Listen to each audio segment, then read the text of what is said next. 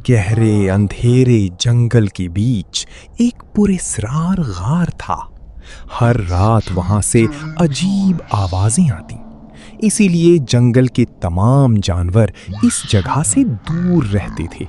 इसी जंगल में एक निहायत खूबसूरत सफेद लोमड़ी रहती थी। वो ज़हीन थी, नरम दिल थी, मगर हमेशा तन्हा रहती थी क्योंकि कोई उसके करीब नहीं आता था। जंगल के दूसरे किनारे एक ताकतवर सियाह भेड़िया रहता था। वो खामोश रहता, कम बोलता और अक्सर रात को गार के करीब देखा जाता। इसी वजह से सब उससे खौफज़दा थे। एक रात अचानक जंगल से जानवर गायब होना शुरू हो गए। हर तरफ खौफ फैल गया और सबने शक की उंगली सियाह भेड़िए पर उठा दी। सफेद लोमड़ी ने सबकी बात मानने से इनकार कर दिया। उसे यकीन था कि भेड़िया बेकसूर है। उसने सच जानने का फैसला किया।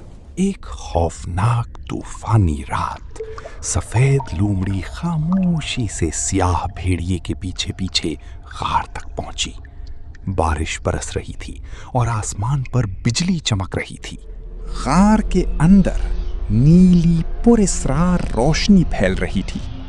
दीवारों पर गहरे पंजों के निशान थे। अचानक एक दर्दनाक चीख सुनाई दी और लोमड़ी खौफ से कांप उठी। जब वो मजीद अंदर गई तो उसने देखा कि जंगल के तमाम लापता जानवर एक बहुत बड़े लोहे के पिंजरे में कैद थे। ये सब किसने किया? उसने खौफज़दा होकर पूछा। अचानक सायों से एक बहुत बड़ा तेंदुआ बाहर आया। उसकी सब्ज चमकती आंखें अंधेरे में खौफनाक लग रही थीं। वो पूरे जंगल पर कब्जा करना चाहता था। तेंदुए ने फौरन हमला कर दिया।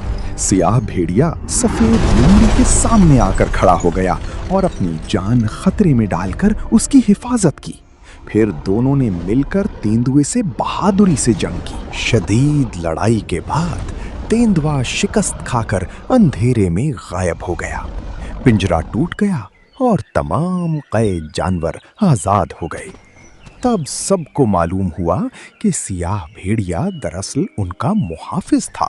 सियाह भेड़िए ने संजीदगी से कहा, असल दरिंदा मैं नहीं हूं, बल्कि वो है जो हम दोनों से भी ज्यादा खतरनाक है।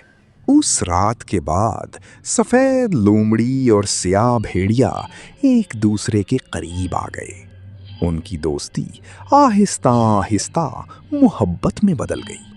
आज भी जंगल के जानवर कहते हैं कि सच्ची मोहब्बत हमेशा अंधेरे में भी अपनी रोशनी ढूंढ लेती है।